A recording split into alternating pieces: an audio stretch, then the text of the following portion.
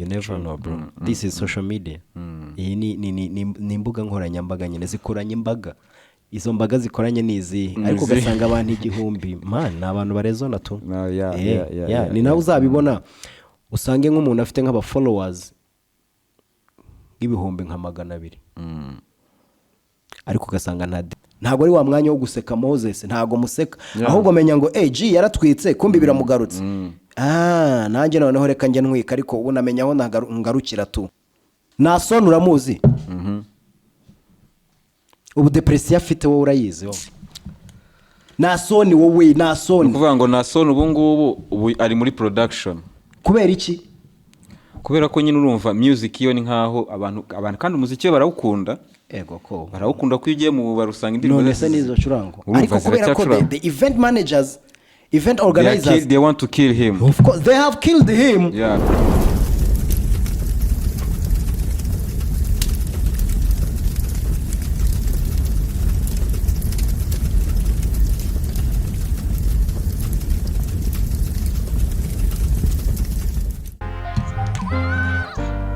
Let's a bit on the beat.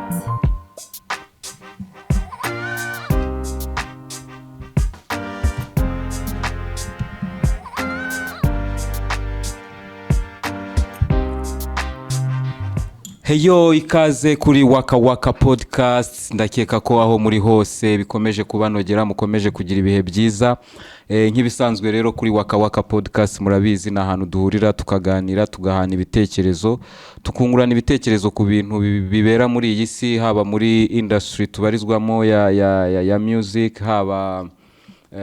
mu buzima busanzwe duhuriramo twese tugahura tukaganira tukamenya ni gute ibintu isi komeza kudutunguza ni gute twabyitwaramo so rero ikaze cyane kuri WAKA podcast uyu munsi ndi kumwe n'umuntu uri butuganirire byinshi bitandukanye kuko ni umuntu mukunda kandi ni umuntu ukomeza kubagirira kububaka no kubaha ibitekerezo mu buryo bunyuranye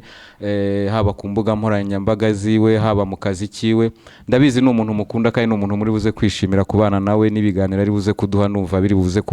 kubanyura kuko nanjye ntegereje kumva icyo ari buze kutubwira kuko ni umuntu nkuko nabibabwiye mugari muri industry yacu so ikaze my brother welcome oli WAKA podcast. Thank you bro ndishimye ndanezerewe n'abantu badukurikiye I'm very surprised intro yawe man umunyamakuru so ndishimye kandi reka ngushimire nashimire n'abanyarwanda muri rusange mbagushimire kubera ko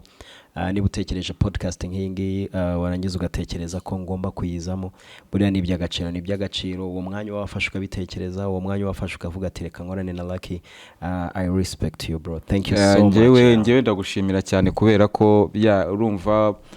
iyo uhamagaye umuntu ngo aze muganire muri iki gihe abantu babirukanka mu bintu bitandukanye urumva ntago biba byoroshye ko umuntu yabona akanya ariko naraguhamagaye urabyishimira abantu ntera courage kuri telefone urambwira ati I have to be there duhita tunafata n'umunsi wa hafi ko twaravuganye umusibe ejo right sure. So ngewe ni ibintu binshimishije cyane kandi numva ko uri umuntu nigiraho byinshi nubwo uri mu muna wanjye nigiraho byinshi cyane kubera ko ibyo ukora ubikora neza so ndishimye kubana nawe hano muri podcast. Nanjye ndishimye kuba muri WAKA podcast hamwe na Rafiki. Let's get yeah man. So Lucky dutangira wenda ntago ndi bukubwire ngo wibwira abantu kuko abantu barakuzi uri umuntu w'abantu ariko wenda icyo navuga nuko ni Lucky Nzeyimana Lukman nkaba ndi umunyamakuru nkuko wabivuze kuri RBA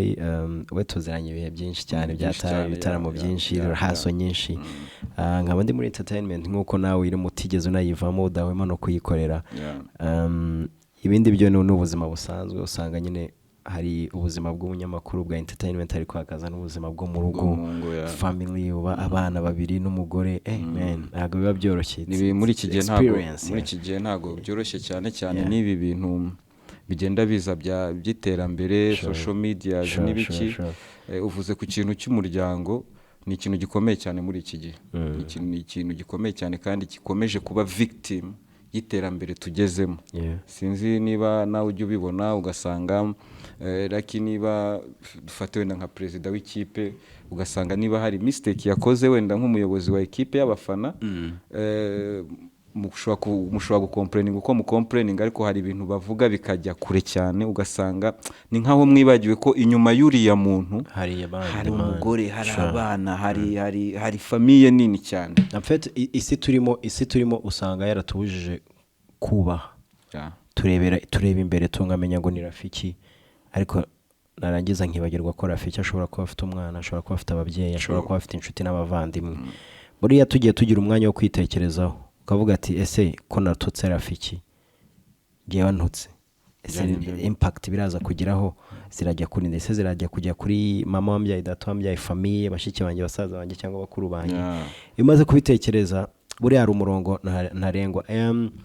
Kuri Twitter sinzi kuno bije ariko birahuye. Kuri Twitter last night nabonye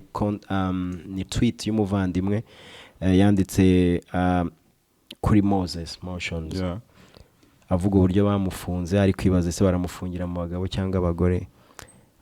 Buri wese afite uburenganzira bwo gukora tweet kubera ko ni telefone yawe, ni internet yawe, you have rights. Ariko buri ubuzima turimo tujye twibuka ko nyine buriya ntawe umenyeje ukuntu bizaba bimeze. So biba byiza iyo ubonye ikintu nka kiriya niyo wabitekereza ukabigumana muri we bitewe na system turimo, bitewe wenda n'igihe tugezemo. Aba ari byiza gutekereza ikintu ukakigumana kubera ko uyu munsi ushobora kuba ndi kugucira urubanza kuri rafiki ariko nkibagirwa ko ejo noneho nshobora gukora ibirenze rafiki. So biba ari byiza. So nabibonye ndabireba ndavuga maskini, ndavuga hari igihe umuntu atekereza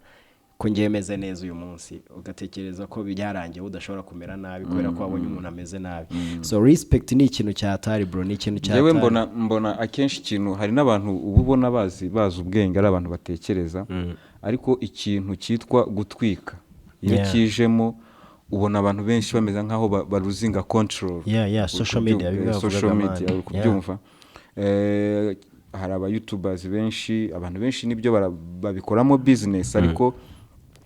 abantu bakadiri akavuga ati ninjya kwinjirira uyu muntu hari umurongo ntarengwa. Exactly. Kubyumva. Hari umurongo ntarengwa ariko ugasanga winjirira umuntu, winjire n'umuryango wiwe. Bese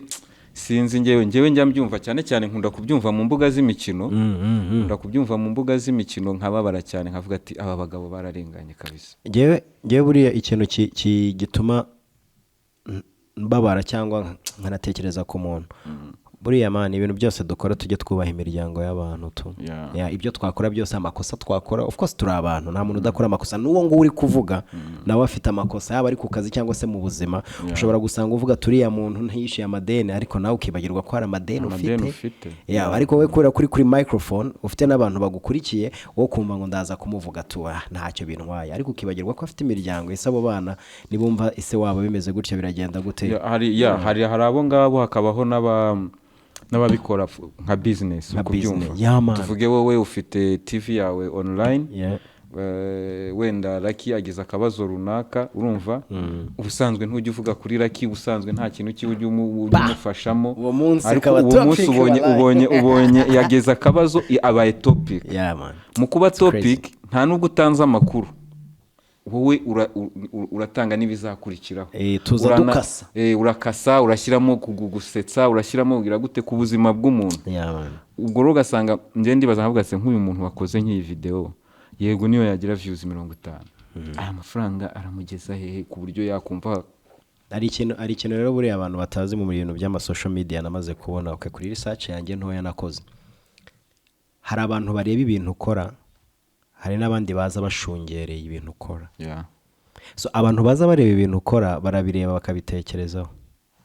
ariko hari n'abandi benshi baza bashungereye ibintu ukora. Ni handi uzasanga ikintu gikwiye ko abantu bakireba akenshi uzasanga batakireba. Ntabwo bakireba. Ariko ikintu nyine kiraho kidafite n'akamaro, kidafite n'ikintu kizafasha igihugu, nawe ubwawe kidafite ikintu cyakongerera mu buzima, ahubwo abantu baragishungerera bakaba benshi. So hari itandukaniro ryo kureba no gushungera. Iyo umaze kubibona ukabitekereza umenya ahantu barizwa. Hari impamvu yatumye podcast cyane ngewe ntekereza kino kintu cya podcast, wenda n'igitekerezo nagikuye no kuri Badrama ndanamushimira cyane. Ariko ikintu cyiza yananganiriye icyo gihe tuganira yanasanze nanjye kingoye cyane ni kuba ibintu bizima nk'uko wari ubivuze. Ibintu bizima ntago bikibona promotion. urasanga ngo uyu munsi Imana imbabarire wenda ntago nshatse gupfobya ibyo ndi muntu ngo umuntu ngo yavuze ngo imbogo. Ugasanga icyo kintu kirahitinze, hari indirimbo nziza zatwaye amafaranga menshi na energy nyinshi zitari gusharingwa, abantu bagasharinga icyo kintu ahantu hose, ugasanga ari icyo kintu uri kubyumva. Mu by'ukuri icyo kintu nasanze ari cyo kintu kiri guhabwa value cyane. Uri kubyumva. Ugasanga n'umuntu ugutumiye mu kiganiro ntabwo ashaka ko uganira ingingo zifatika, ahubwo arashaka ko uba nka comedian. Uri kubyumva. Ugenda ugaruramo ibintu bimeze nka polemic kugira ngo abantu babyumve. Ndavuga ati sasa rero ibintu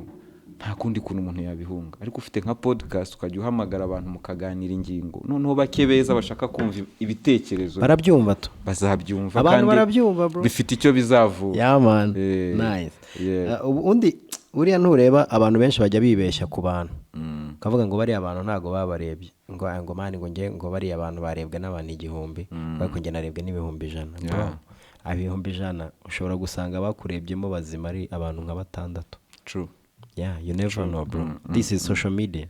Iyi ni imbuga nkoranyambaga nyine zikoranye imbaga. Izo mbaga zikoranye nizi, ariko ugasanga abantu 1000 man n'abantu barezona tu. Ni nawe uzabibona usange nk'umuntu afite nk'aba followers ibihumbi nka 200, ariko ugasanga nta deal nimwe arabona tu. True. Yo kwamamaza cyangwa se yo kuba yaba ambassador w'umuntu runaka, ariko ugasanga nk'umuntu wifite ibihumbi 50 man afite deals nk'eshanu tu kabisa. Ntago ari uko ba bantu badahari ba bantu 200, ahubwo nuko wa muntu ugiye kuha brand ye arabanza kareba nyine umuntu ngiye kuyiha brand yanjye ntago izangirika, se brand yanjye nta ngaruka izagira. Ibyo bintu rero abantu barabyibeshya bakanabyibagira, ugasanga nk'umuntu man afite social media za danger, ariko nta gikorwa na kimwe arakorera. Kubera iki? Abantu barabibona tu bakareba nyine ibintu ushyiraho bakituriza, ugasanga nyine umuntu ashobora kuvuga ngo baranyanga, ahubwo ntago bakwanga, ahubwo we banza urebe ibintu byanjye mbikora mu buhe buryo, ese baranyanga, barambangamira, cyangwa ibintu byanjye mfite umurongo nabishyizemo utari umurongo nyawo. Exactly. Hano dufite n'ikintu cy'umuco, abantu bakomeyeho cyane, nanashishikariza ko abantu twajya dukomeraho nk'abanyafrika, ko dufite umuco wacu utuma tubabo turi bo nyine. Uri kubyumva. Bituma niyo ufite abo bantu bose nk'uko wari ubivuze, mu gushakisha success no gushakisha ko abantu babireba cyane, ukagenda utandukira wavuze ibi ngai, kandi wenda byose ntabwo ari ibintu byubaka umunyarwanda. Icyo gihe bituma ntabwo abantu bakurambirizaho mu gihe kinini. Kandi noneho n'umuntu ugiye kuguha deal aravuga ati ese product yanjye irasa gute, uyu nivugirwa n'uyu muntu uvugira ibintu kabisa, ugasanga nta brand ufite mu by'ukuri. Of course, kubera ko we ntabwo wabitekereje, witekerezaho kandi ntabwo ari wowe, ni wowe w'abantu. Uyu munsi rega rafiki indirimbo zawe n'ibikorwa byawe ntabwo ari ibyawe bro, yaba ari ibyawe ari kubigumana mu rugo ukajya ubyumva mu cyumba uko ubishaka, next ukakora rewind nta kibazo. Ariko ikintu kihari abantu bagomba kumenya, ibintu dukora ni iby'abantu badukurikira, by'abanyarwanda cyangwa se by'abandi bantu. So iyo umaze gutekereza ko bya bintu atari ibyawe, wishyira mu mwanya wa wundi ugiye kubireba, wishyira mu mwanya w'ubireba bikamunezeza, ariko ukanishyira mu mwanya w'umuntu bireba ushobora kubabara. Ese iki kintu ninyivuga murumuna wanjye hari impact kizamugeraho, mukuru wanjye, inshuti yanjye, kandi buriya ubuzima ntibutubeshya man. Hari igihe ukora ikintu umuntu akahita akubwira ngo shaka wakoze cya kiboro ntabwo ari sawa, ariko ngo nari bitu buriya aba yakubwiye kabisa, undi akakubwira ako man kiriya kiboro mwavuze nibyo kabisa. Buriya ni kuri abantu bateye, uyu wakora ikintu umuntu tipe akavuga shangarangiye na comment nashyiraho tu abakubwiye. Nubura abantu bagiye bumva ko muri iki gihe biranagoye kubona umuntu ukubwiza ukuri. Usanga umuntu umutima atarimo gukunda ibyo wakoze, ariko ku magambo ka appreciatinga cyane. Turabeshyanya buriya rero ni nabyo byiza byo kutagira ibigare. Ikigare ni for bro, ikigare ni for kirakubeshya, afite kigushyira muri comfort yacyo nyine. Ntabwo ishobora kubwira atari ko rafiki hariya shalaki ntabwo yagututse, nuko nyine yabivuze wowe ukabifata nabi. Ahubwo man usanga ikigari kikubwira ati uriya mutipe ariko ntabwo yakubashye man, ni umurezi man, uriya mutipe man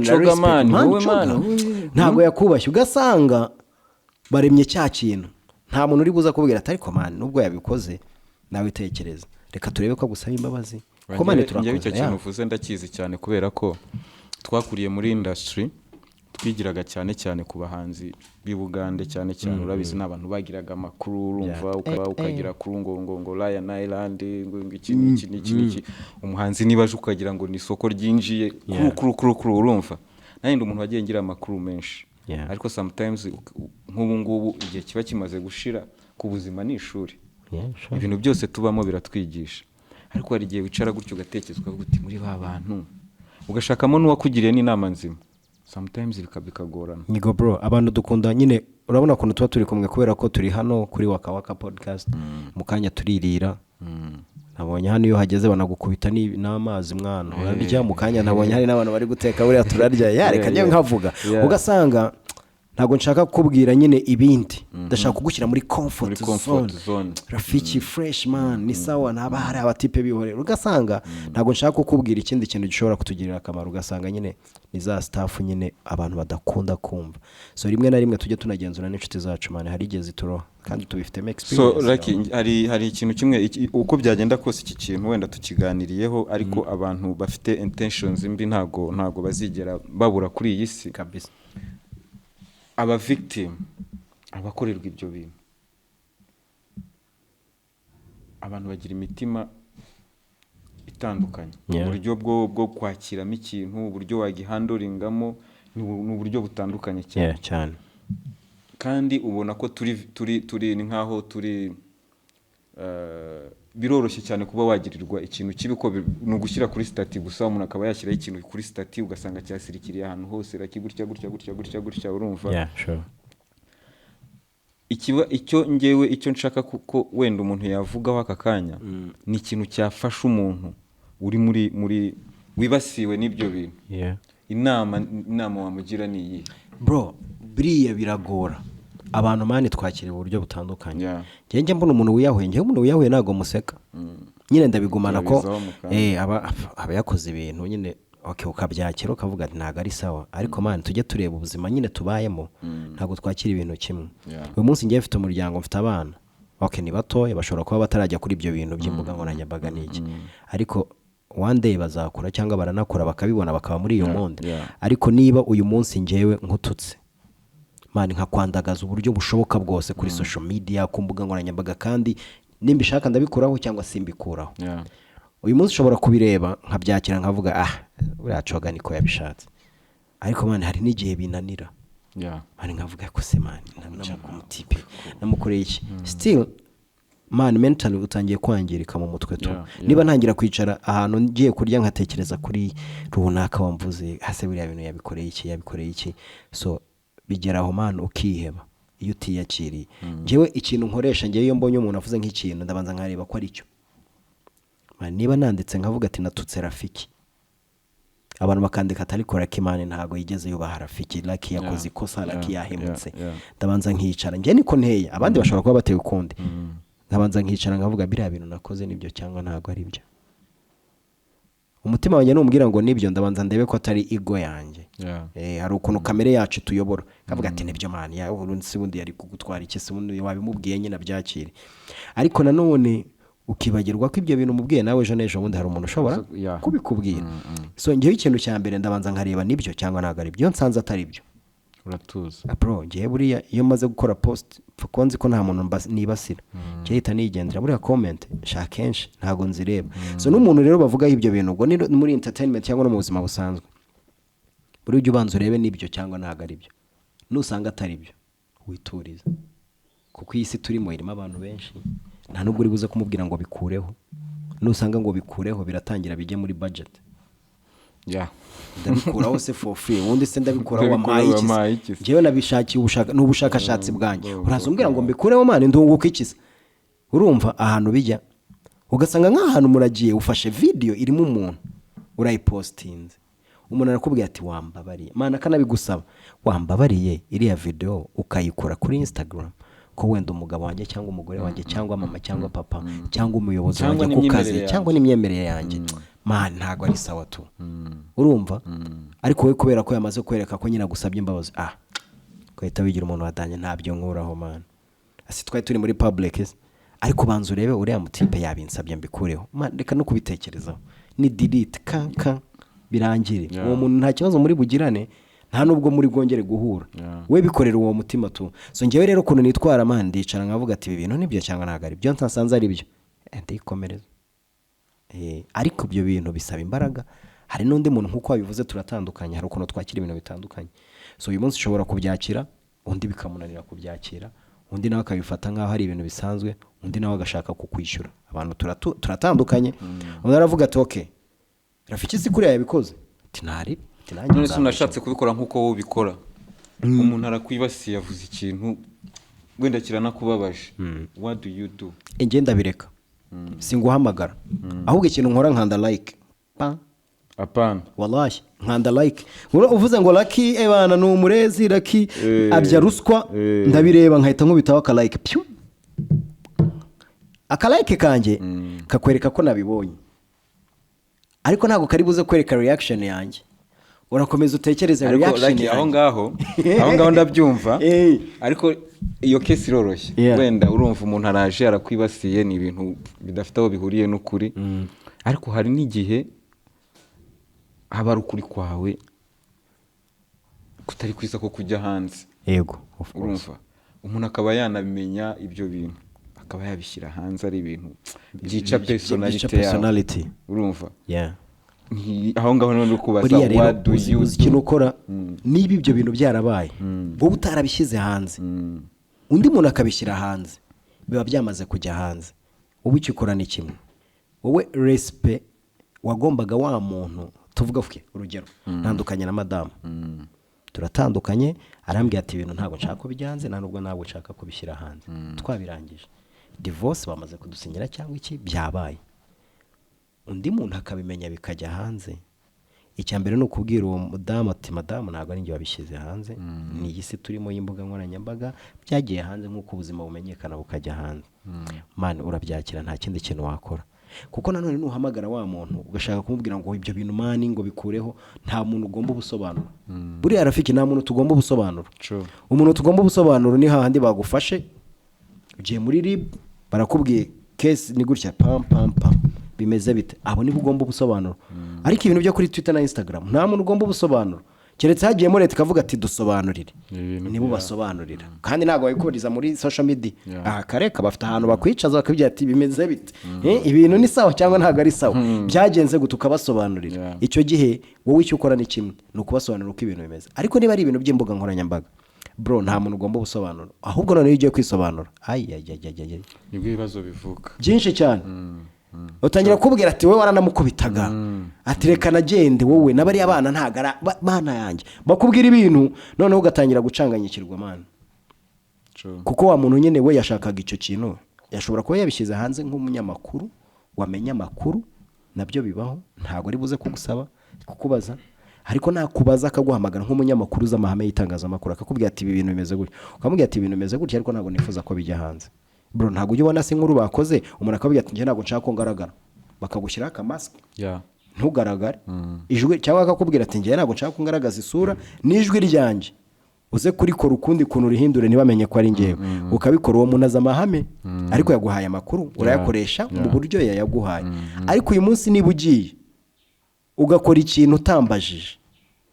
Imana rero mu mategeko uko ushobora kujya kumurega wari ubivuzeho uravuze uti ngewe donc wowe icyo kintu urakihorera nta gisobanuro haba no kuri stati haba na hehe nta gisobanuro kuko mbizi ngo madame yarambwiye ati ibintu ntibizajya hanze nanjye ubwanjye mu mutima wanjye ntabwo nshaka ko bijya hanze ariko mu bantu nyine dugira amakuru ajya hanze byagiye hanze niba byagiye hanze atari mwe mu bishyize hanze nta muntu ugomba ubusobanuro uriyakira tu ushobora kubishobora mboni biragoye ko nawe wabisubiza utaragera muri iyo situation wenda ariko uburyo umva ko wabikoramo birashoboka ko wakomeza ukabaho ubuzima bwawe bisanzwe ariko ndumva byaterwa n'icyabaye oya ubuzima busanzwe mane buriya nureba iyi monde turimo ikintu cyabaye iyo gitinze kandi uzakorera research rero mane ntago kimara amezi abiri keretse wisha umuntu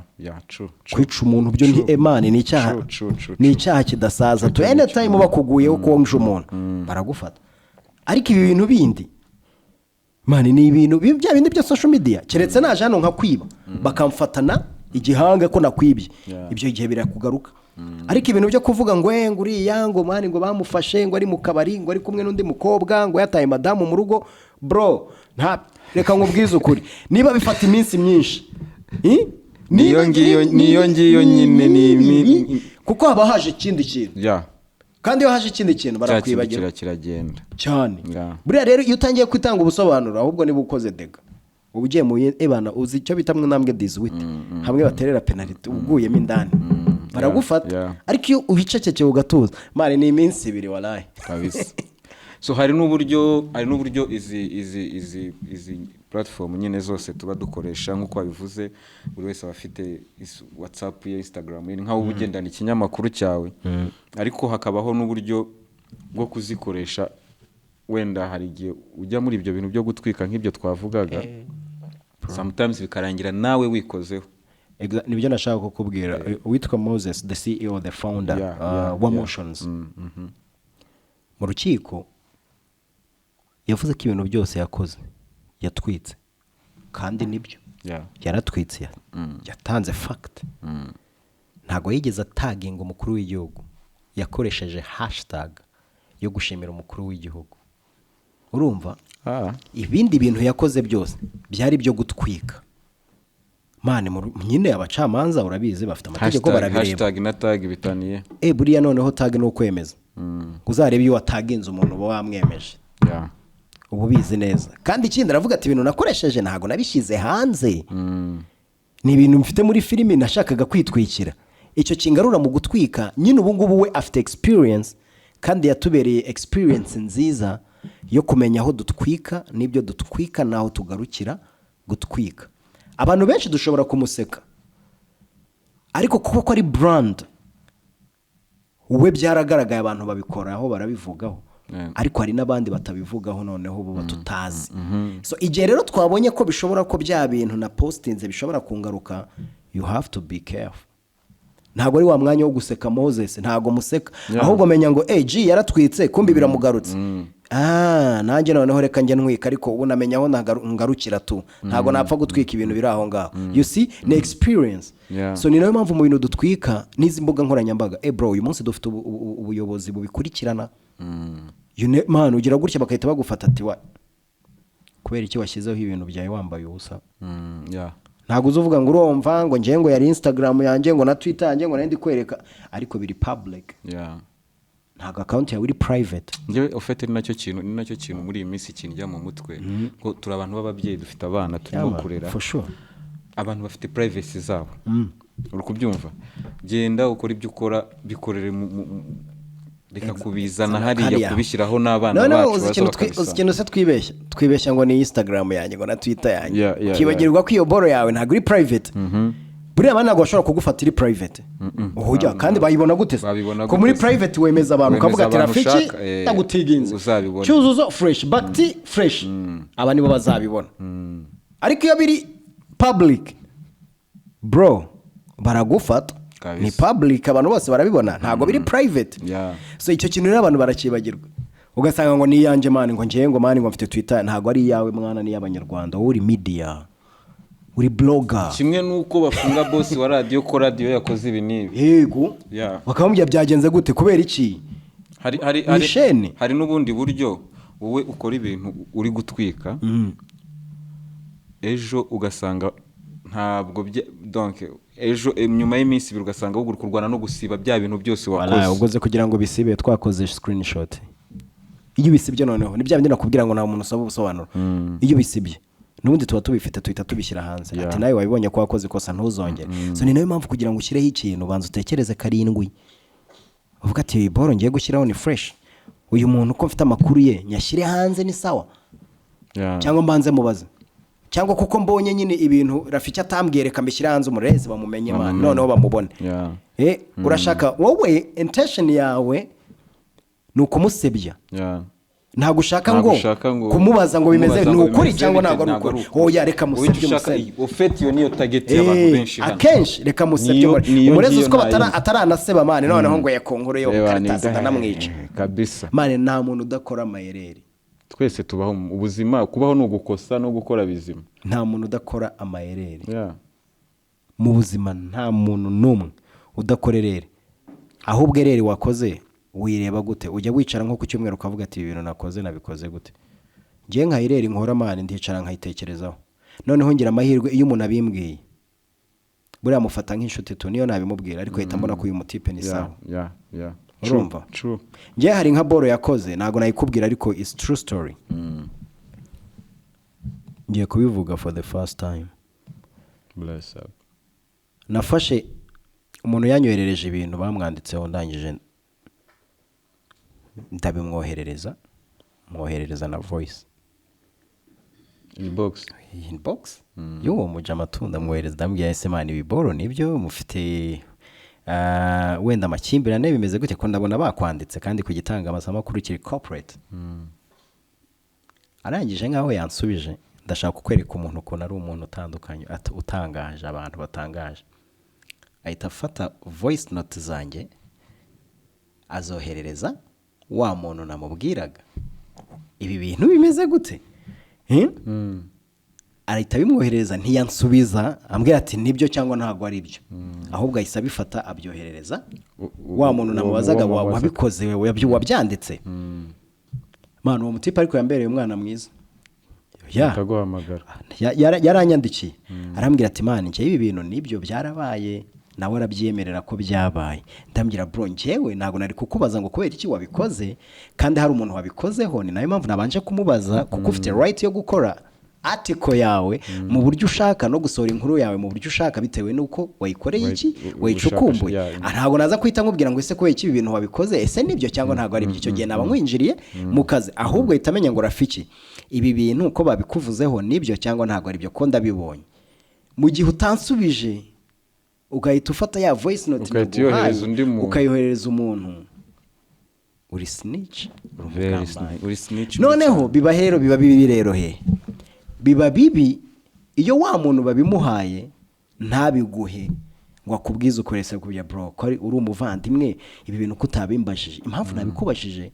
nuko you have right yo gukora ibintu byawe mu buryo bwawe mu kazi kawe mu buryo ushaka ariko nari mfite right yo kubaza uyu muntu kuko siwe wabikoze ntago yanditseho inkuru nibyo cyangwa ntago ari byo ariko uwo muntu yananiwe kumbwira ngo nibyo cyangwa ntago ari byo akahita anyoherereza ya voice note namuhaye kuri wa muntu wamukozeho article. Ibintu bisa gutyo byambayeho bimbizi cyuya narumiwe man nk'umujama waruzi ko ari umujama nyine ari umuntu utekereza ugasanga akoze nk'icyo kintu ariko ndashimira nk'uwo mujama tuyarambwiye ati man njyewe umuntu yanyohereje ibi bintu nibyo ntago ari byo itambwira ati ariko si yumbaza ndamusobanurira kandi nawe mu mutima we nibazi ko nabyimubwiye akabisobanukirwa cyangwa akabyumva ni fresh nyine namubwiye man ntago nari kukubaza ngo kubera icyo wabikoze kandi ari akazi kawe ufite uburyo wabikoze ahubwo nashaka kumenya ngo nibyo ariko nabajije ntago yambwiye yanyemereye ahubwo yahise akora iki yahise agufuadinga ibyo namuhaye ntiyansobanurira so ntago nshobora kuza kwinjira mu kazi ngo kubera iki ahubwo ninjira kuri uriya muntu nkamaze ese bro ibi bintu nibyo ko nshobora kubona bakwanditseho ngo uri umusambanyi ntago ndibuze kubaza umuntu wakwanditseho ngo uri umusambanyi ngo mubwiye ngo ariko se mane no musambanyi nibyo kandi wabyanditse wewe wamaze kwikorera ubushakashatsi bwawe ufite fact zawe wamaze kubishyira hanze ahubwo reka mbaze uyu mujama ese mane ibintu bakwanditseho nibyo byarabaye uhitumbwira ati byarabaye mane nyine karancitse ariko nyine nta kundi cyangwa ntago byabaye barambeshyera ariko iki gihe niba nkohereje voice note mbikubaza ukahita ubyoherereza uwo muntu ngiye bari kuza umuntu nk'uwo nguwo buriya reka nkubwire niba hari umuntu mubi njyewe njya nirinda umuntu w'umusnitch ni umuntu mubi utajya unahinduka noneho ntago ashobora guhinduka utajya uhinduka nuvuga ngo ngiye umuntu ankoreye akantu nkako ngako nanjye yita nkwandika nta yindi chance ya kabiri uzongera kubona yo gukora ikintu nk'icyo kuri njyewe nanjye naca ugomba nanjye niba ngo yari experience so nashaka kukwereka umuntu na social media kuna abantu nyine bahindutse umuntu ashobora watekerezaga ko umuntu ari umuntu mwiza cyangwa se washakaga kumubaza kugira ngo nyine umenye ukuri kuri we ahubwo wakashaka kukwereka ku wundi muntu ko uyu mutipe nawe ntago urabona ibintu yambajije mwana kuri wowe kandi akabikora nk'akwereka ko ngiye I respect amahirwe mabi yabikoze ku muntu ufite imyumvire mizima ahita binyoreza arambye se man ibi bintu nibyo kwece utabimbaje ndambya bro ntago nari kubikubaza we wamaze gukora akazi kawe wamaze no gupublishinga kandi ufite fact urumva kandi wamaze gukora ubushakashatsi bwawe ntabwo nari ndi mu mwanya mwiza wo kuza kubwira ngo ibi bintu nibyo kandi mbibona nkopeza ku nkuru yawe wabya ndabibona niba nshaka kubibona ndeka mbisome ahubwo niba mbisomye itambaza uyu muntu ibi bintu nibyo cyangwa ntabwo ari byo ariko ibaze man utekereze n'umuntu udukurikiye wicara utekereze kuza nkubajije ikintu warangiza icyo nakubajije ntunsubize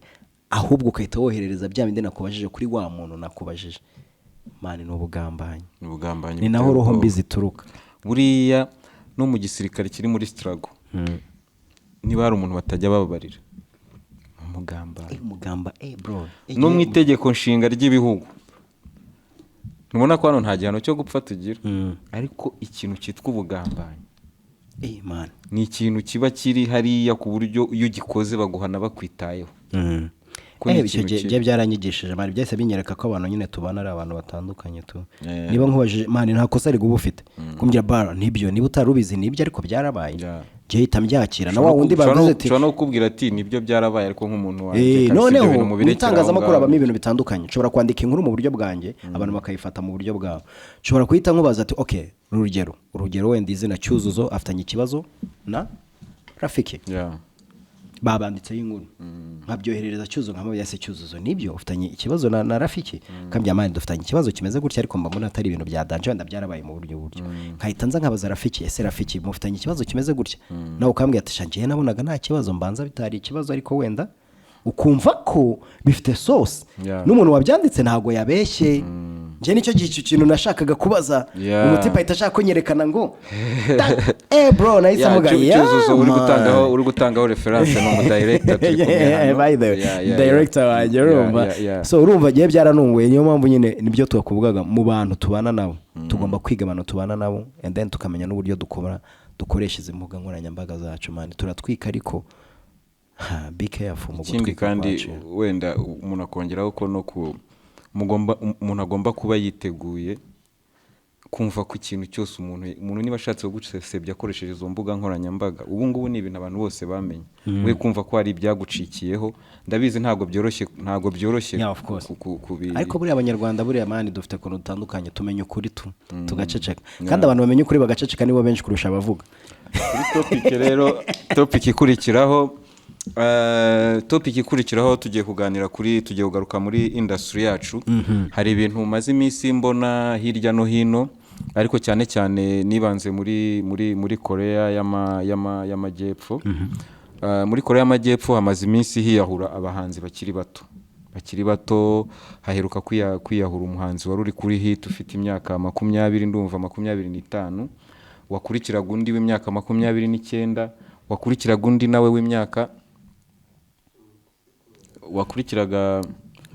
wakurikiraga nawe undi w'imyaka 29 abasesenguzi bakurikirana impamvu no kwibaza impamvu abahanzi bato muri Korea y'amajyepfo bakomeje kwiyahura bakavuga ko usanga muri Korea y'amajyepfo kugira ngo ugere kuri top unyura mu nzira zigoye cyane bakora talent detection abarimo abana nk'ibihumbi 25 cyangwa se miliyoni y'abana barenze noneho yuvuyemo baba barabiteguye ku buryo bakugira umustar kubwo ku rwego rwo hejuru bari abantu iyo bamaze kuba abastar babenjoyinga ubustar bwabo mu gutangira n'iki za leta zikabakoresha gutangiza imipira gutangiza ibirori ugasanga bari kumwe n'abayobozi hirya no hino muri campaign zabo mu bintu nk'ibyo ngibyo ariko bari abahanzi bagera igihe bakatangira kugira depression ugasanga niba yari afite album ye yakunzwe akoze indi wenda ntiri kugera kuri iyo level hari undi muntu uri kuzamuka inyuma ye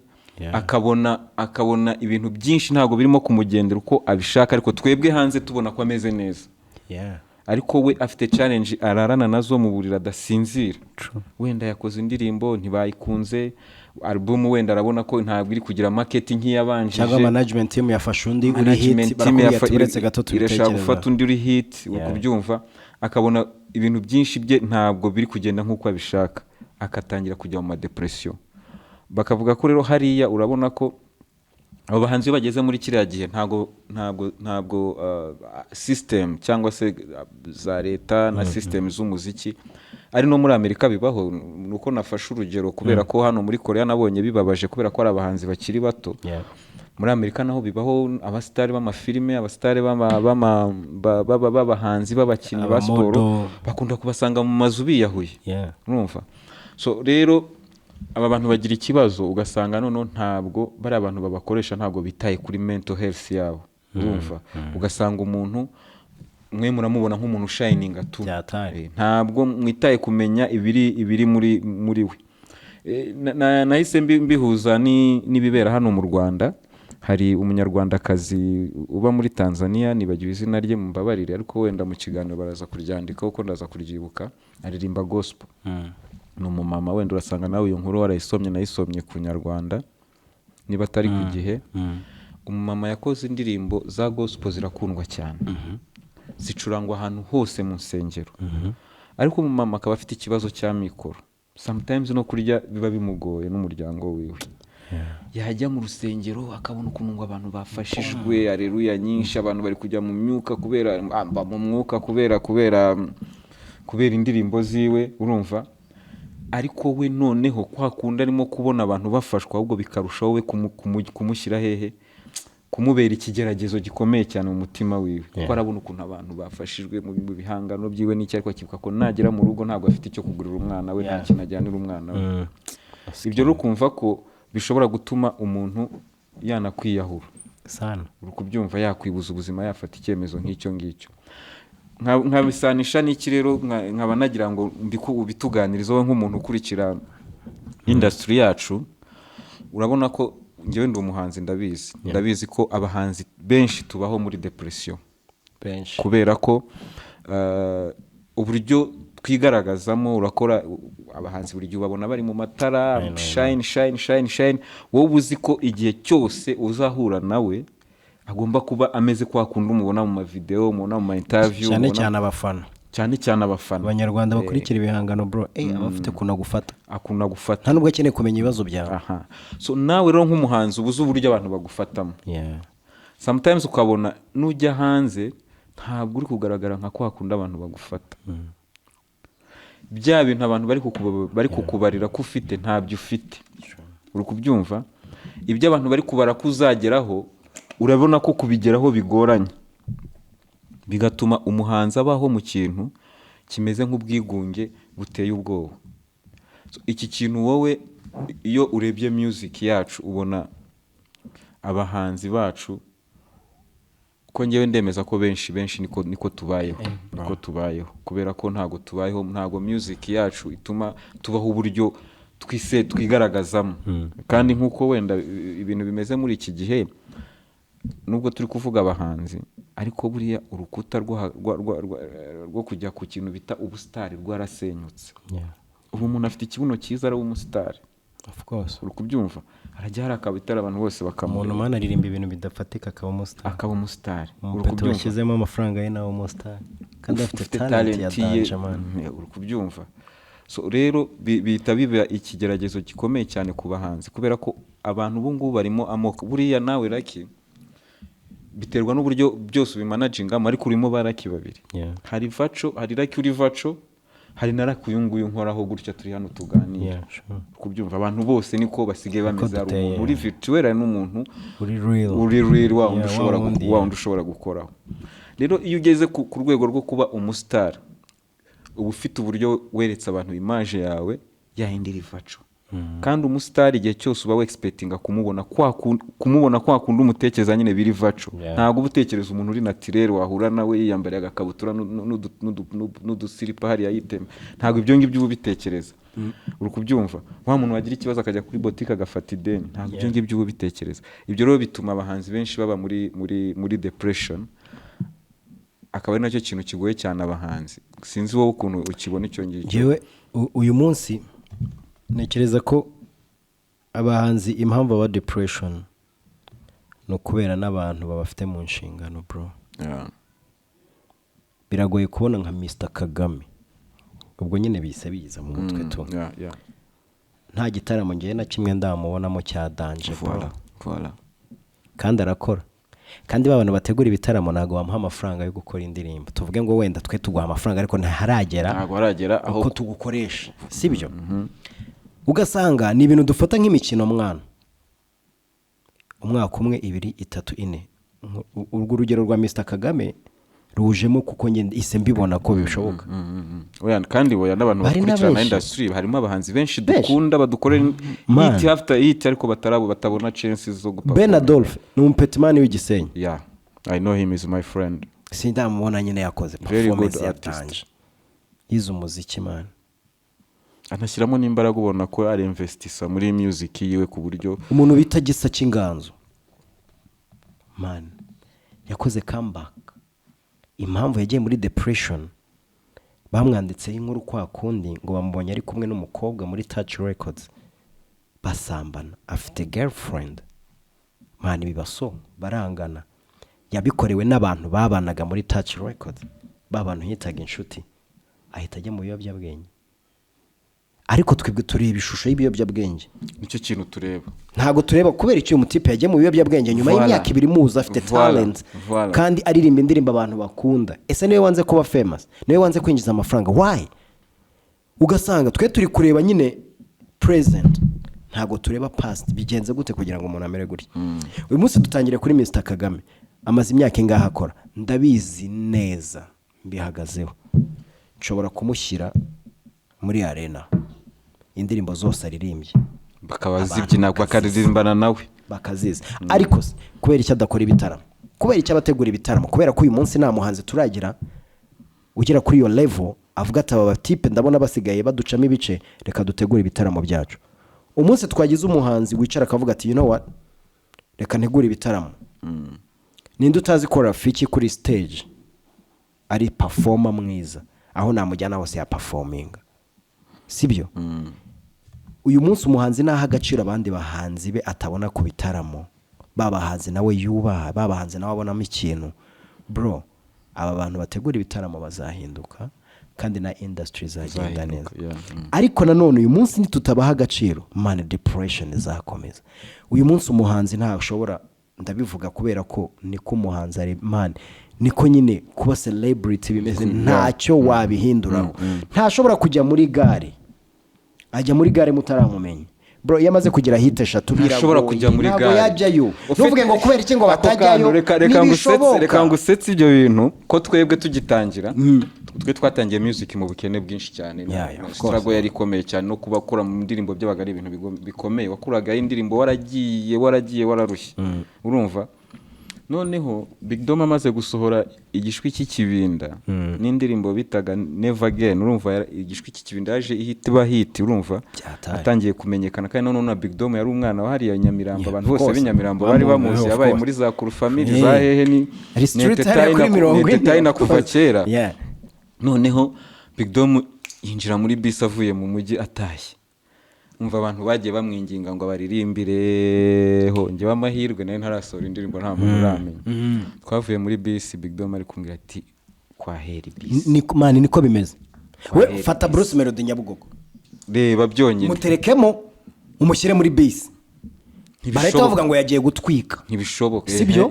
ariko nibwo ubwo bushobozi atawe man ntago yajya muri gare baravuga ngo yagiye gutwika kubera ko ari Bruce Melody ariko undi muhanzi wenda wa muri babandi bavugaga badaheruka igitaramo baravuga ko yakubiswe ya man kuri ubuzima bumeze mwana yarakubiswe twahuriye Nyabugogo iki n'ibiki depression direct mana no gubyigaho ejo usanga umuntu nkuko wabivuze ngo yagiye mu biyobyabwenge ariko ni mu nkambi man nta kindi kintu ari buze gukora nta nubwo ari turi kubivuga ngo ni hano gusa ni kwisi yose wowe reba wowe Whitney Houston man ntago wambwira ngo umuntu wa Whitney Houston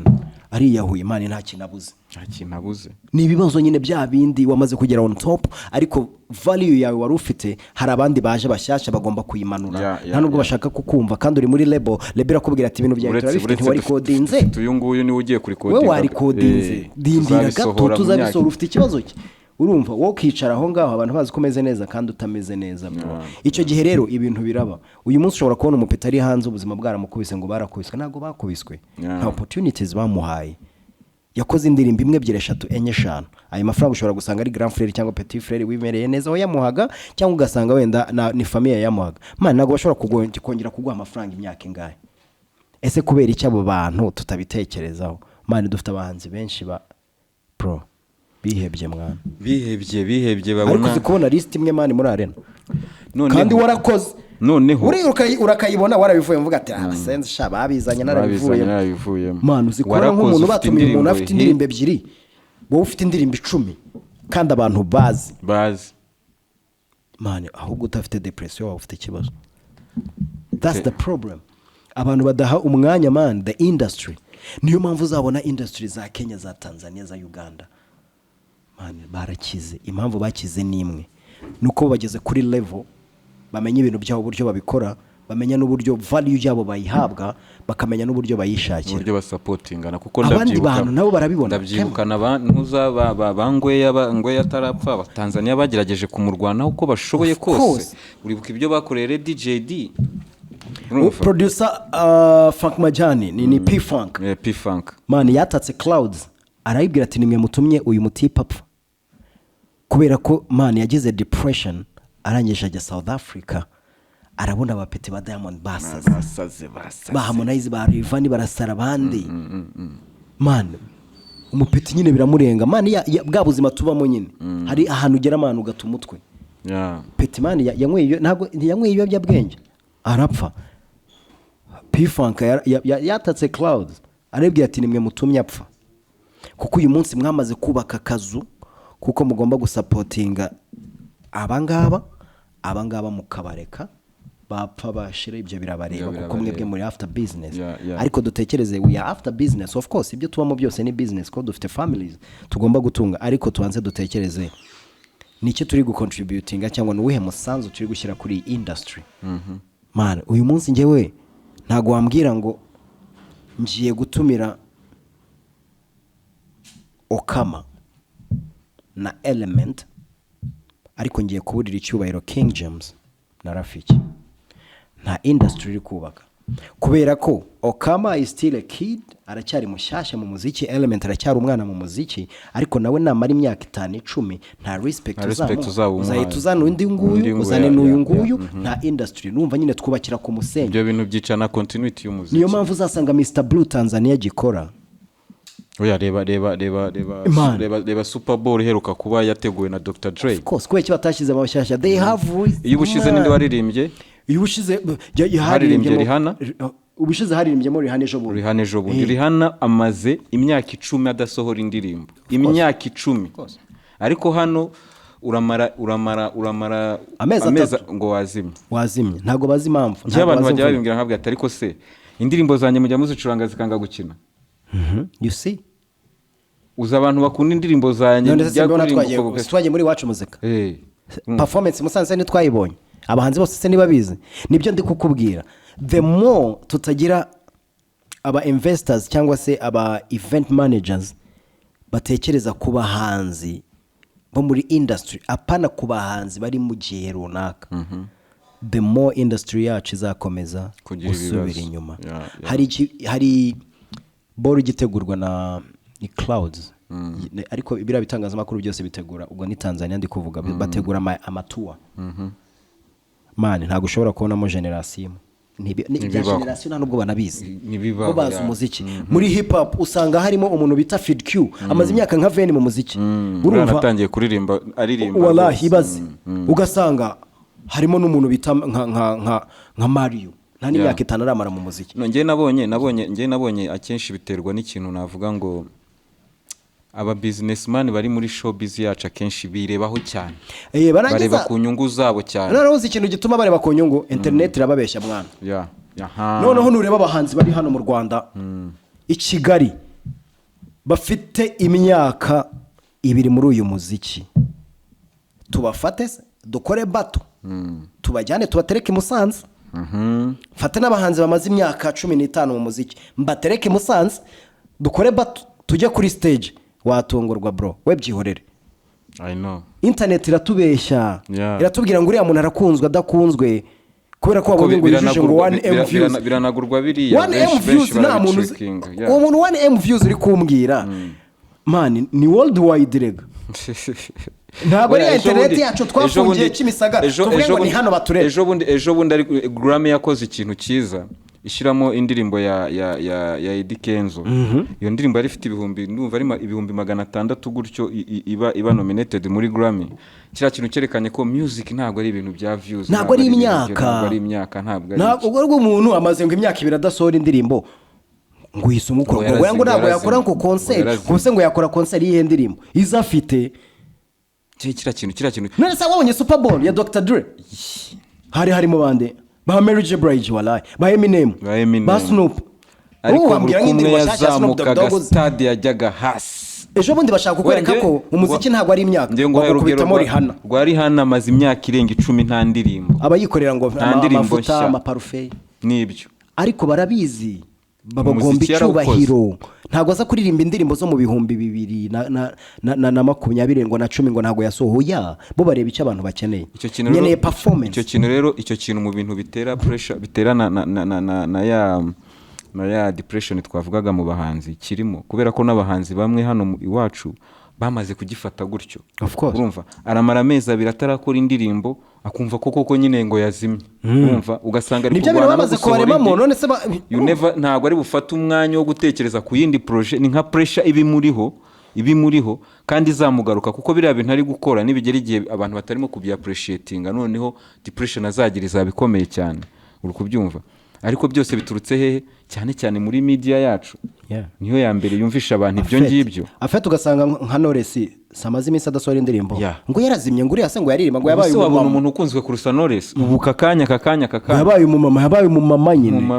none se umumama indirimbo ngo yaririmba izi ndirimbo yaririmba niza afite nyine iza dafite ntazo ariko ha value indirimbo afite hari umupeti bita mana yanjye Alien Victory Uzi impamvu yavuye mu Rwanda se depression true ntabwo ushobora kumbwira ngo Alien Victory ngo ntabwo ari performer ngo nta mana zikuririmba byebyo bintu nandi kumwe na Kenny Sora bivugaho Alien Victory bro abivugaho ndabitekereza ndavuga ati no nta nubwo uyu mupeta ubwaza ubwenge sinzi ukuntu yatekereza ikintu nk'iki ngiki urumva nyine yabonye ntago mani turi kumuha respect n'abategura ibitaramo nyine bamaze kumwereka ko nyine nta kintu ashoboye bandi byahise bituma nyine avuga ati Rwanda ntago ari urwanje reka njye muri Kenya ndebe ko bikunda ugiye muri industry y'abasazi noneho yaba performer reggae naba reggae Maria naba reggae ibyo bintu bya Afrobeat mani babyumva mu mateka ntabwo babizi arasara ahita hehe ajya mu kabari agashaka kujya kuririmba mu kabari urasanga yo kidumu yakwica amaze imyaka 20 ingahe afite bande ari muri Kenya ugerayo ubuzima bukanga bwakwanga ukahita utangira nyine gukora ibishoboka wiyibagiza gute ushaka ibyunwa kugira ngo yibagize ushize ndi kumwe n'amakuru arimo arambwira ati hari igihe uhura n'abantu bakakubreminga ngo dore umeze gutya na gutya nta kintu ufite mako atubarira ibintu yagiye abamo event yagiye abamo ibintu byose yagiye apafa ati mu mahanga mu kindi gihugu umuntu wakoze ibintu nk'ibi ngibi nakoze ni umuntu ukomeye cyane haba mu mikoro of course urumva no mu bundi buryo bwose bushoboka ariko ibi bintu nabikoze hano ngiye kugwa nk'abantu babiri uzi nka Ragadi kuno baba mufata uzi nka Professor J banakwica mani yamara imyaka ingaha ataririmba ibyo biramureba ariko bafite respect bamugomba mani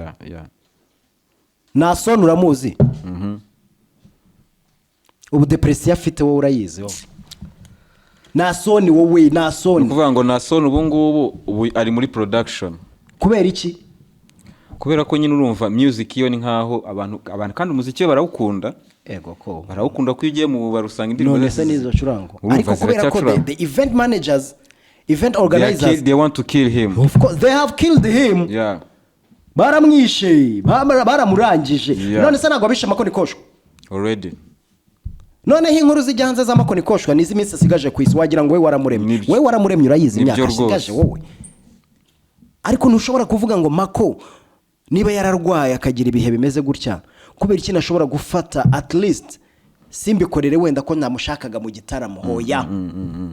reka mbikorere mu supporting niba ari imiti agura yingahe abona amafaranga ariko ataje kuyansaba nereke n'abanyarwanda ko harafite ingufu ariko ubuzi igitaramo cya Makoni koshwa cya Rafiki tukabajyana nka Musanze aho wajya hose bro noneho abantu batinya ibintu bakavuga ngo ntibibaho kuko batabizi ko bibaho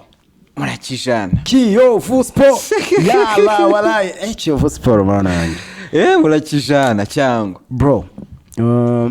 ngiye kuzuza imyaka 35 nakunze Kiyovu kubera famille kubera umuryango kubera vie wanjye yafana Kiyovu man Kiyovu nyizi gutyo nta gikombe na kimwe ifite igikombe yabonye ejo bundi nge nago nyibara nk'igikombe nyibara nk'ikintu nyine cyo guha agaciro icyo kintu urimo nawe bakaguha agaciro bakakubaha simple ariko kiriya gikombe twatwaye ejo bundi ntago kizwi na FIFA igikombe cy'amahoro navuyemo nagombaga kugenda ariko APR ikintu umukino mwiza inkuramo ariko numvise ngo yarakurushije ibyo bindi bantu bavuga ngo barateguye sinshaka no kubimenya APR yarandushije ntago wanganya nayo Bugesera ngo Nyamirambe gukubite iba yakurushije ubwo nubundi umupira no ukomeze hari gutsinda kunganya no gutsindwa ikintu cyambere abantu kibatunanira no kwakira ko ibyo bintu byose bishoboka iyo maze kwakira ko umupira ari ukomeze nta formule ugira urabyakira icyifuzo cyanjye bro nta kubeshye n'imbere y'Imana nuko Kiyovu yatwara champion at least nkabwira nkamubwira ati ya kipe wandaze mu myaka 35 mvutse nibwo ibonye igikombe at least nayo mateka nkayagira kuko ubu ngubu njeyo nago natuma umwana wanjye ahita afana Kiyovu ko nabamuraza gahinda mwana ariko at least nimbona igikombe umwana wanjye nshobora kumubwira ati Ragna ikipe ni warwana ikipe ni Kiyovu urumva ariko byarananiye kubwira kagakobwa kanye ngo ikipe ni Kiyovu maze imyaka 33 nimutagitwara urateganya kuzababwira iyihe mbere yuko dukomereza ku gikombe nzafata Ragna mugira wa APR Nerimine mugira umureyo mama wafana APR jemfana Kiyovu nta kibazo barabizi ariko isezerano nidutwara igikombe Kiyovu cya champion Ragna nzabya mu ebana mwishyiramo ko yambara icyatsi n'umweru bizamujyamo natwe niko twakunze Kiyovu nta muntu waje kugira ngo Kiyovu ngo nyihise mu hoya no kujyana naso kuri match wambaye icyatsi n'umweru ukavuga ati niyo kipe urumva nta kindi kintu man tudatwaye championnat nyuma y'imyaka 35 nsigaje ngahise ndayize ariko iyo ndiho alhamdulillah ariko ngiye uko ndi kubibona iyi ngiyi ni nkaho already murayifite kabisa oya byorere buriya nyine niyo nakubwiye umupira nyine nta formule ushobora kuba ukeneye amanota 4 kugira ngo utware igikombe ugatsindwa amanota 4 urabyumva ushobora kuba ukeneye amanota 4 kugira ngo dutware igikombe bakagutsinda muri ya manota 4 zose ukayabura amana ukabona 0 cyangwa ukabona 2 yindi yatsinze nahi Imana bro ariko ngewe I wish iki gikombe Kiyovu ni igitware rwose nanjye ndabishaka ibyo bintu I wish ko nyene nazagira 35 at least ngafata igikombe cya Kiyovu nkuko nafashe ibendera umva narakubonye ikipe uyiri hafi urumva abayobozi bose ni nayo mpamvu mbwira abantu bareka ibyo bintu byo kuvuga ngo barateguye ngo hape oya peri yaraturushije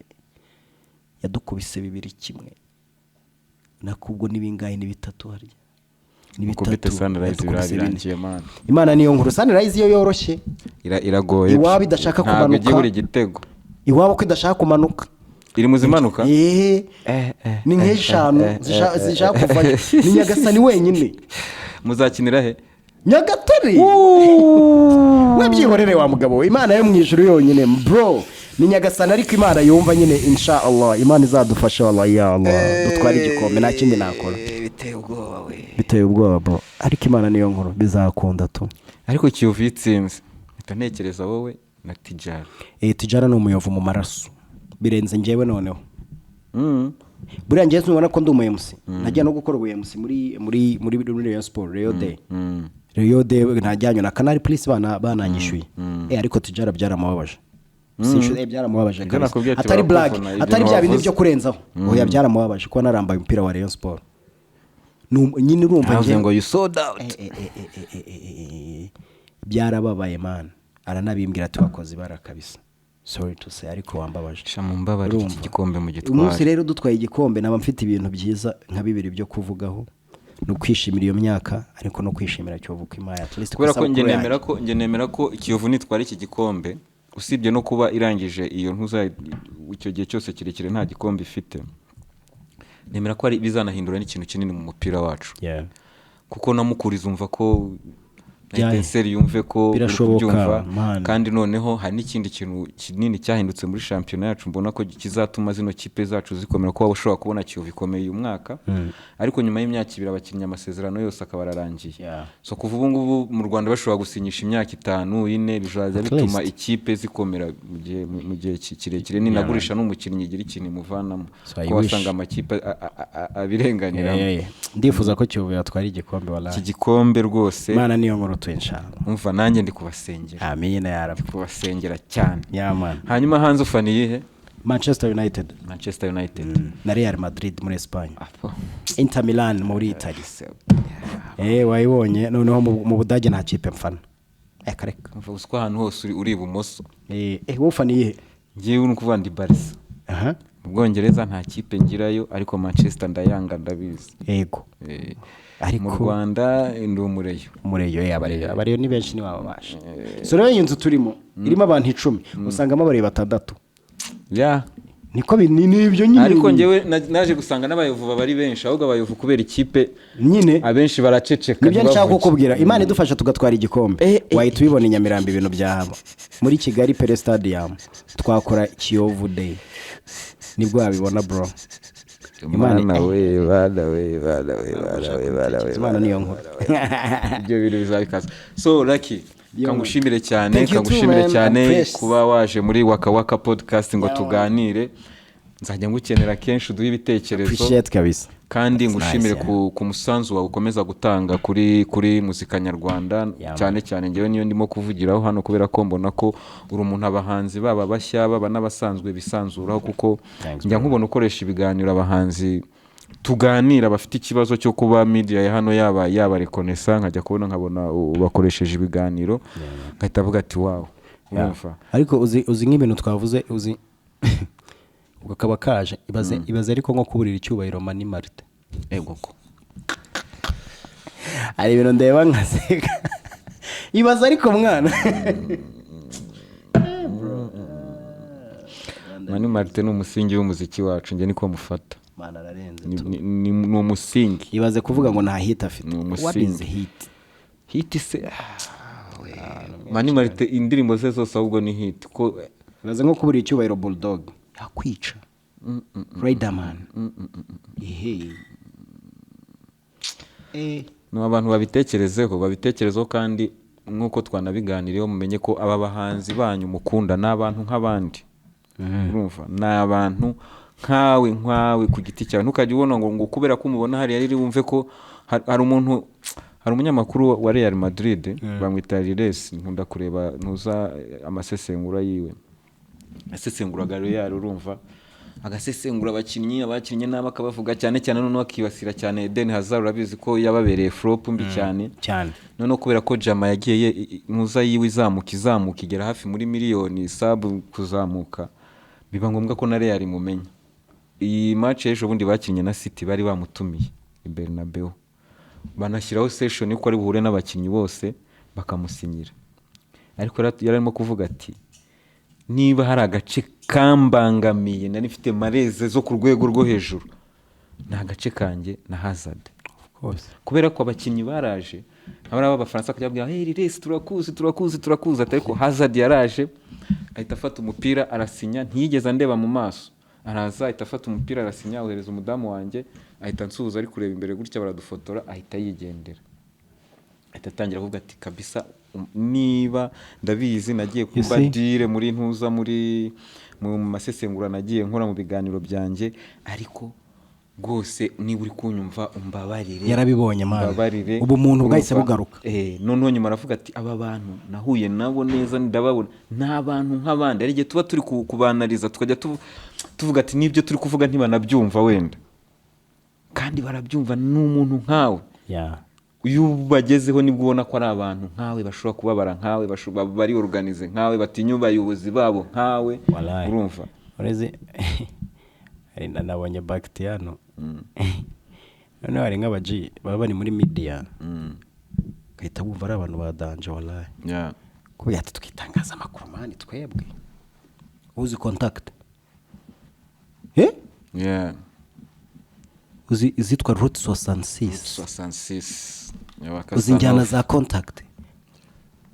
nka Kerimana iriya radio yaratwubatse uzi Murenzi Murenzi buriya Murenzi yigiye ibintu byantuza bya media no yatangiye presentinga kuri radio kuri contact of course mu bantu ya hostinze bwa mbere ataramara n'icyumweru nk'uko nguko ntaramenyera ndimo kayibaza ndambwiye ati Murenzi ibintu wishyiramo courage uzabikora bro naje gusanga nyuma y'igihe gitoya ari umunyamakuru ikintu cyose wabura gupanga ugomba guhamagara nyine ugasanga abantu turababurira respect man ugasanga Bafite ngo mani ngo media se nibiki je Bafite umuntu yarambwiye ati uzi jike hata baba we iyo ariko CFM yagiye ikoresha abantu ugasanga nk'umuntu araburira icyubahiro Albert man ngo nuko radio yawe iri gukora cyangwa se ikintu hoya no muri media ugasanga nk'umuntu avuga ngo Albert se niki mana ahubwo wowe uri iki ntugakinisha umuntu wabaye boss w'abantu nka 200 wowe niyo ya flop maniga niyo yajya mu bindi bintu akabireka ibyo bintu buriya Albert haba muri industry y'umuziki uswari watumye twumva umuziki nyarwanda umuntu akubwiye ibintu Albert yakoze mu muziki anyway umpaye ntuza nzakora ikiganiro kuri Albert n'ibintu byose yakoze muri iyi music man yazanye brand kuko ni umuproducer ukomeye ku isi urabona no studio yabo iri muri CFM iriya studio babanje kuyitungira mu Bubiligi Albert na Mutsari urumva iriya studio niyo yakoreye groupe yo mu Bubiligi bitaga Benny B abantu bumva music ya kera igihe cya funk bashobora kuyibuka indirimbo bavuga pourquoi parce qu'on est jeune ibaza ariko mujika mu ndirimbo yakorewe muri iriya studio hariya urumva studio barayimura bayizana hano kugira ngo ifashe n'abanyarwanda buriya igihe cyose wumvaga Ben Rutabana ari kuririmba n'iriya studio yabaga yamukoreye kuko nta yindi yabaga ihari yakora ibyo bintu ntayo yabaga iri kuri standard nyinshi ibaza ariko yabaga yakorewe ukumva ba Cecile Kayirebwa bakoze music mami bamwitande mami Fanny Kabaka Janine Muyango baka Janine uharangiza ukambwira ngo umuntu ngo ibyo bintu mujye mubivuga mubanje gutekereza wewe vuga ngo ntabyo nzi kuba utabizi ntago bikuraho uko byabayeho nge nanabyumvise n'ubushize hari ibintu byabayeho bisa gutyo abantu bihaye muyoboke cyane uri kubyumva ugasanga umuntu utazi ikintu muri game igihe yahereye n'imvune zagize urajya ukajya gusuzugura muyoboke niba utabizi bireke ariko ibintu byarabaye ngewe ntubona muyoboke ntabwo yigeze managinga hari n'ahantu henshi yagiye ambangamira ariko hano muyoboke namenye uwo ari we nkuriye nawe mu mahanga nkuriye nawe mu Bugande bro yankoreye PR itabaho nkora indirimbo Washington nkora indirimbo for free aribwo tukibonana dukora collab aho ngaho uri kubyumva ajya man ibintu byose kinajya gukenera ikintu cyamaze kuboneka you see that's the respect man ariko ngewe icyo gihe twahuye nawe narabimubwiye ariko twahuye meze nkaho mufata nk'umuntu wagiye ambera ikibazo ahantu henshi kuko urumva yagiye managinga abandi bantu haranira inyungu zabo nanjye ndi umuhanzi harahirye urumva yego of course ako kantu nikashobora n'umuntu ubwo utabifite ubwo waba utari umuntu ariko mpuriye nawe mu Bugande nicujije ibyo bintu byose bibi namutekerezagaho byose narabyicujije nawe kandi narabimubwiye ndambwiye ati kabisa uzambabarire kabisa ikiza bura nuko wabimubwiye narabimubwiye kabisa watakubabariye n'ikibazo cye ariko Imana iba yakubabariye narabimubwiye kandi nawe yarambabariye kuko no mu bantu basupportinga iyi podcast nawe arimo namushimira cyane respect kandi akomereza ngo abantu ntibakazamuca ijambo ntibazakazamuce intege yeah. Thank you, yeah, bro. brother, big thanks man, big My thanks brother, man. thank you so much. One of the best experience ever. Hey, I don't know how to say it kabisa. Yeah, This is- ngize igihe cyiza tundishimye this is it, man. This is- kabisa. hari ibintu navuze numvaga nshaka kuvuga tu. yeah, iyo ni podcast. Yeah. Kandi byagenze neza. Thank you and keep watching Waka Waka podcast. Yeah man. Yeah, iyi ni Waka Waka podcast, mukomeze mubane natwe mu biganiro byacu bitandukanye aho tuba turi kumwe n'abantu batandukanye cyangwa se ibiganiro tuzatugirana nge namwe kuko hari ibiganiro byinshi tuzatugirana tuganire ku ngingo runaka, mumpe ibitekerezo byanyu, mumpe comment zanyu nzisome tuziganireho. Iyi ni podcast yanyu, ni podcast tuzajya tubana, isi ntabwo izongera kudutungura ukundi kuko iri koranabuhanga impamvu riri hano no kugira ngo tubashe kugirana inama, tubashe kuburirana. Niba ubona hari ikintu gishobora kugira mugenzi muburire, mubwira uti iyi ndwara igiye kuza bayirinda gutya, urumva nicyo izi podcast zibereyeho. Rero umutumirwa wanjye ndamushimiye cyane, mukomeze mukore subscribe naho ubutaha. See ya. Thank you. Bra.